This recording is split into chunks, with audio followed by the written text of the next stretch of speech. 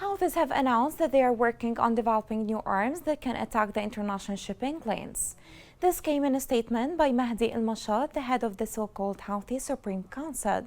before a gathering in Sana'a. This report has more details.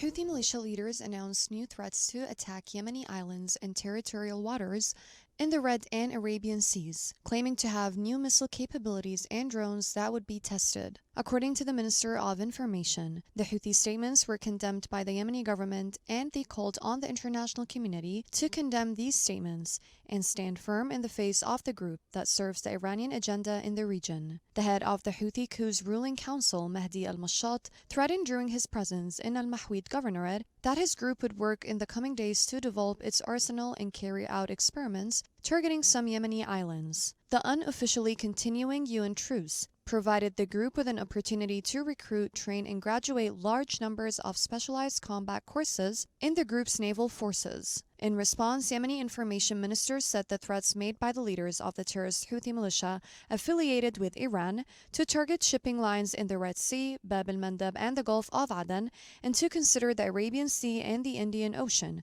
as a zone of military operations, and threatened to test new weapons in the Yemeni islands. The minister explained that the coincidence of these statements made by the Houthi leaders, including Mahdi al-Mashat and Mohammed al-Atfi, with the Iranian escalation against maritime security, reaffirms Tehran's regime's continued use of the Houthi militia as a tool to destabilize security and stability, export chaos and terrorism to Yemen and the region, and threaten border lines. He called on the international community, the United Nations, and the permanent members of the Security Council to declare a clear position on these statements and to carry out their legal responsibilities in confronting the terrorist activities practiced by the Tehran regime and Houthis. He also called on the international community to start labeling the Houthi militia as a terrorist organization, support the government to restore the state, end the coup, establish security and stability in all Yemeni lands, and stop the danger posed by the militia to navigation lines, regional and international peace and security.